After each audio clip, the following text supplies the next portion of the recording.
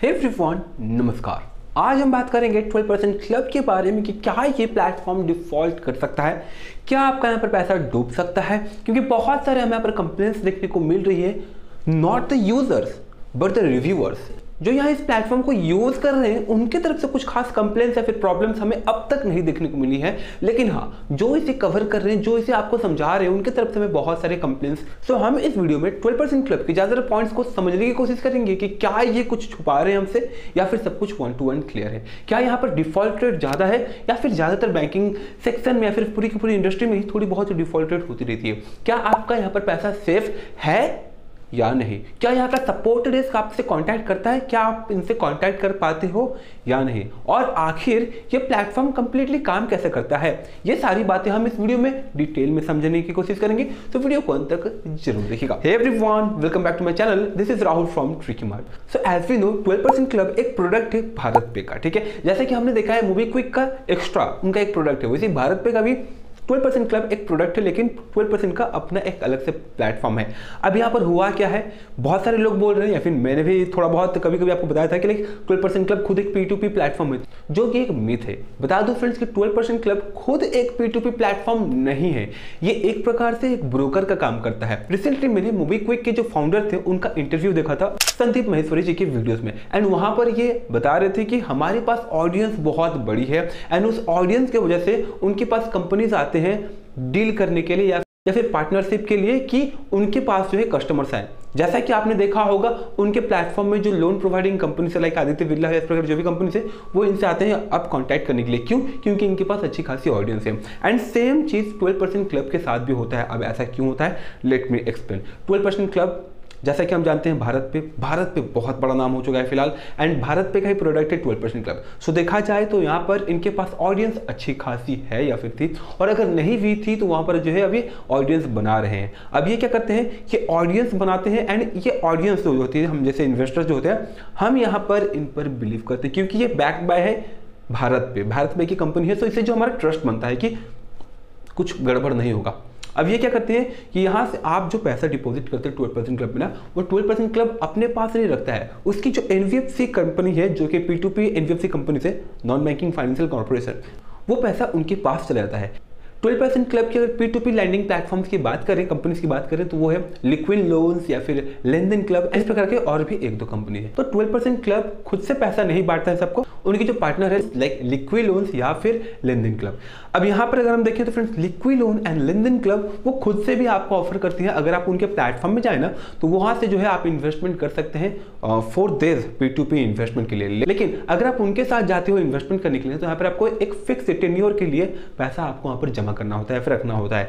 But वही अगर हम देखें 12% क्लब में, तो यहाँ पर कोई एक फिक्स डेट नहीं रखा गया कि 2 दिन में आपको पैसा निकालना है या फिर 1 महीने में निकालना है या फिर 6 महीने में, ऐसा कुछ नहीं है। आप जब चाहो तब अपने पैसे को विड्रॉ कर सकते हो। लेकिन हाँ, जैसा कि मैंने आपको बताया, अब इनकी ऑडियंस बहुत ज़्यादा हो चुकी है, एंड इस ऑडियंस के बढ़ने की वजह से ना अब ये थोड़ा बहुत जो टाइम लेना भी स्टार्ट कर चुके हैं, क्योंकि इनकी जो P2P प्लेटफॉर्म्स है वो खुद इतना टाइम लेती है। तो यहाँ पर अगर हम देखें तो फ्रेंड्स, पैसा 12% क्लब के आसपास नहीं जाता है, वो एक RBI अप्रूव NBFC कंपनीज के पास जाता है, एंड वो पैसा फिर क्या होता है, लाइक लिक्विड लोन्स या फिर लेन देन क्लब अगेन उस पैसे को डिस्ट्रीब्यूट करते हैं हंड्रेड्स ऑफ बोरोवर्स में, जिनका सिविल स्कोर जरूरी नहीं है कि एकदम 100% स्ट्रांग हो। लेकिन हाँ, यहाँ पर जब वो लोन दे रहे होते हैं, छोटा मोटा लोन जिसे भी दे रहे होते हैं ना, तो वो फिजिकल जाकर चेक कर रहे होते हैं कि क्या ये बंदा ऑथेंटिकेटेड है या नहीं, इसका प्रॉपर्टी वगैरह कैसा है, ये सारी चीजें वो देखते हैं। नो डाउट यहाँ पर बहुत ज्यादा डिटेल में हाईलाइट नहीं किया जाता इन प्लेटफॉर्म पे, बट जब मैं इनके प्लेटफॉर्म में गया लाइक लिक्विड लोन्स या फिर लेन देन क्लब, वहां पर वो हाईलाइट करते हैं कि जब आप उनसे बोरो भी कर रहे होते हो ना, तो उसके लिए कुछ लोग आते हैं वेरीफाई करने के लिए लोकेशंस को, एंड आप एक्यूरेट होने, बहुत सारी चीजें जो है यहाँ पर पैरामीटर्स है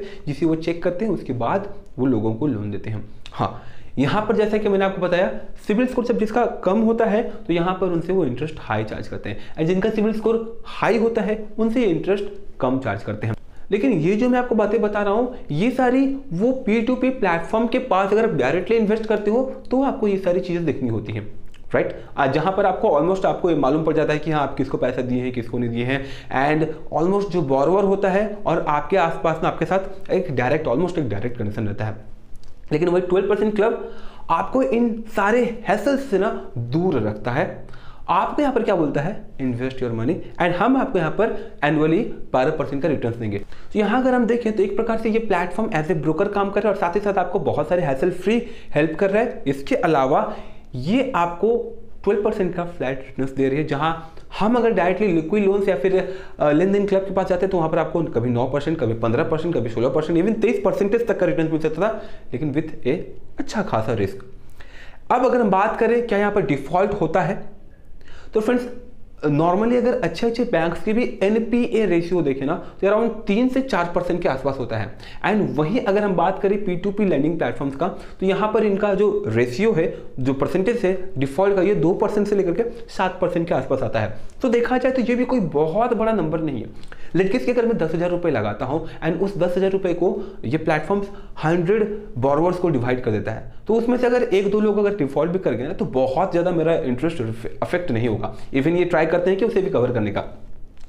एंड अब तक की हमारी एक्सपीरियंस, इवन मैं भी इसे 1.5 साल से यूज कर रहा हूँ, मैंने अब तक ऐसा प्रॉब्लम फेस नहीं किया कि हमारा इंटरेस्ट लेट में आया हो या फिर ना आया हो। इवन बहुत सारे व्यूअर्स या फिर वो जो बहुत सारे यूजर्स हैं ना, उनका भी आपको फीडबैक देखने को मिल जाएगा। अगर आप प्ले स्टोर पर चले जाते हो एंड 12% क्लब के फीडबैक्स को देखोगे तो वो खुद हाईलाइट करेंगे कि हाँ हमने भाई अच्छा खासा पैसा कमाया है, किसी ने 10,000 कमाया, कहीं किसी ने 20,000 कमाया है एंड किसी ने 30,000 कमाया है। सो ये सारी चीज़ें ये बताते हैं कि हाँ ये प्लेटफॉर्म जो है अभी तक अपने यूजर्स को अच्छा खासा रिस्पॉन्स एंड रिटर्न्स दे रही है। तो क्या इसका मतलब ये है कि ये 100% सेफ एंड सिक्योर है, अपना सारा का सारा पैसा यहाँ पर लगा दे? तो लेट मी एक्सप्लेन यू। ये प्लेटफॉर्म खुद बोलती है कि आप जो पैसा इन्वेस्ट कर रहे हो ना थ्रू द P2P प्लेटफॉर्म, ये 100% सेफ एंड सिक्योर नहीं है। 80% बोल रहे या फिर 90% तक बोल रहे तो जी हाँ है। क्यों?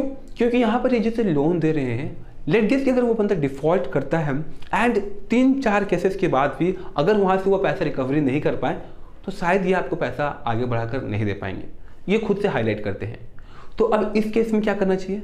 इस केस में आप थोड़ा बहुत एक्टिव और अलर्ट होकर के जो है इन्वेस्टमेंट एंड विड्रॉवल कर सकते हो। हर एक 3 महीने के या फिर 4 महीने के गैप में या फिर 6 महीने के गैप में जो है अपना विड्रॉवल इंटरेस्ट कभी अपना इंटरेस्ट विड्रॉ कर लिए या फिर कभी पूरा का पूरा फंड ही विड्रॉ कर लिए। आप इस हिसाब से अगर चलोगे तो आई थिंक आपके लिए एक 100% सेफ एंड सिक्योरिटी टाइप का आप गेम प्ले कर सकते हो। दैट मीन्स कि अच्छा खासा पैसा अपना इंटरेस्ट कमा सकते हो विद दैट प्लेटफॉर्म। एक और क्वेश्चन था कि इनकी जो सपोर्ट डेस्क है वो हमें सपोर्ट नहीं देती है। देखिए यहाँ पर 12% क्लब ना डायरेक्टली कोई टोल फ्री नंबर नहीं दिया है अब तक, और अगर दिया भी हो तो शायद प्रॉब्लम्स होते होंगे। तो इस केस में अगर आप इनसे डायरेक्टली कांटेक्ट करना चाहते हैं या फिर अगर आप चाहते हैं कि 12% मुझसे कांटेक्ट करें तो आप एक काम कर सकते हो, आप डायरेक्टली इनके सपोर्ट डेस्क पर मेल कर सकते हो एंड ये आपको सपोर्ट डेस्क में या फिर हेल्प डेस्क में जो है आपको इनका मेल ID मिल जाएगा। Otherwise I will try to highlight here. And वहाँ जब आप मेल करते हो तो विद इन 24 आवर या फिर 12 आवर या फिर 1 आवर या फिर 2 आवर्स के अंदर ही जो है आपको ये कॉल बैक करते हैं। एज पर माई एक्सपीरियंस, ये मैंने एक्सपीरियंस किया है, जब भी मुझे प्रॉब्लम्स होता था तो मैं कंप्लेन कर देता या फिर मेल कर देता था एंड विद इन 2 और 3 आवर और 24 आवर के अंदर जो है मुझे कॉल बैक आ जाता था। इवन जब मुझे बोरो भी करना हो, जी हाँ 12% क्लब के थ्रू से ना हम लोन बोरो भी कर सकते हैं, बट सबको ये नहीं मिल पाता है। तो जब मैं बोरो करने वाला था एंड जब मुझे नहीं मिल रहा था, I just highlighted A male and with in few hours जो है मुझे कॉल बैक आ गया था।